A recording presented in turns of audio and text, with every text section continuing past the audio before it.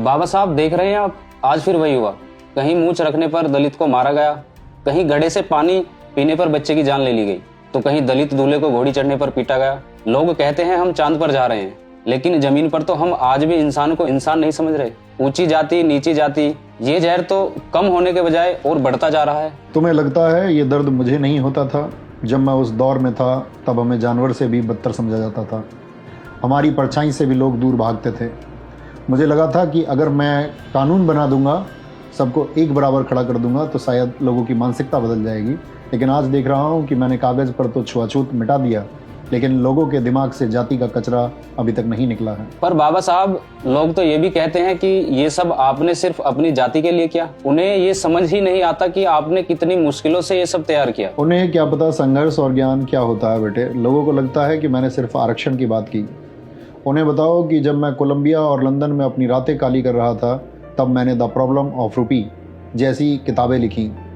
ये वही रिसर्च थी जिसकी नींव पर आज तुम्हारे देश का रिजर्व बैंक ऑफ इंडिया अर्थात RBI खड़ा है। सिर्फ यही नहीं, आज तुम्हारे खेतों में जो पानी आता है, जो दामोदर घाटी और हीराकुंड जैसे बांध बने हैं, उनकी नीतियां मैंने ही बनाई थी। मैंने 18 घंटे जागकर पढ़ाई की, अपनी आंखों की रोशनी गंवाई, ताकि मैं भारत को दुनिया के सबसे बेहतरीन देशों की कतार में खड़ा कर सकूं। मेरा काम किसी एक जाति के लिए नहीं, पूरे भारत के निर्माण के लिए था। तुम्हारे लिए आराम करने की परिभाषा होगी 1 घंटे रील्स स्क्रॉल कर लूँ, कुछ घंटे चैटिंग कर लूँ। जानते हो मेरे लिए आराम का मतलब क्या था?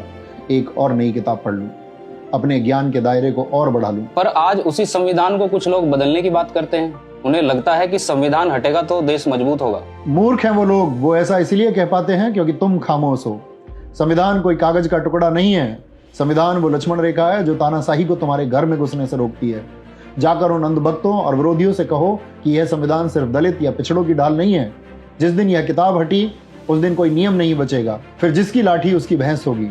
आज जो गरीब, सवर्ण या मध्यम वर्ग का आदमी पुलिस की आंखों में आंखें डालकर बात करता है, वो इसी संविधान की वजह से है।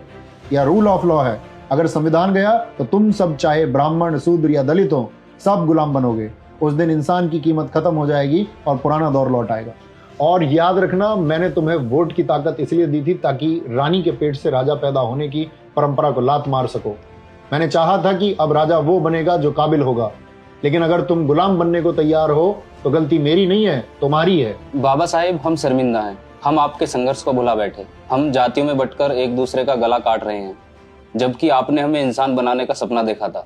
हम विज्ञान छोड़ पाखंड में उलझ गए। शर्मिंदा मत हो बेटे, और अपना सिर मत झुकाओ। मुझे कमजोर और रोने वाले लोग पसंद नहीं। मुझे वो युवा चाहिए जिसकी रीढ़ की हड्डी सीधी हो। अगर मुझे सच्ची श्रद्धांजलि देना चाहते हो तो एक वादा करो, जाति का चश्मा उतार कर फेंक दो। अपने पड़ोसी में दलित या ब्राह्मण मत देखो, उसमें एक इंसान और एक भारतीय देखो। और सबसे बड़ी बात, पढ़ो, खूब पढ़ो। इतना पढ़ो कि कोई नेता, कोई धर्मगुरु या कोई चैनल तुम्हें बेवकूफ ना बना सके। शिक्षा वो शेरनी का दूध है जो जितना पिएगा वो उतना दहाड़ेगा। मेरी बनी पत्थर की मूर्ति पर माला मत चढ़ाओ, क्योंकि यह मेरी विरासत नहीं है। मेरी विरासत तुम्हारे विचार हैं, उसे मजबूत करो। मैं वादा करता हूँ बाबा साहेब, मैं अब भटकूंगा नहीं। मैं आपकी मेहनत बेकार नहीं जाने दूंगा। मैं शिक्षित बनूंगा, संगठित रहूंगा, खूब पढ़ूंगा और अन्याय के खिलाफ संघर्ष करूंगा।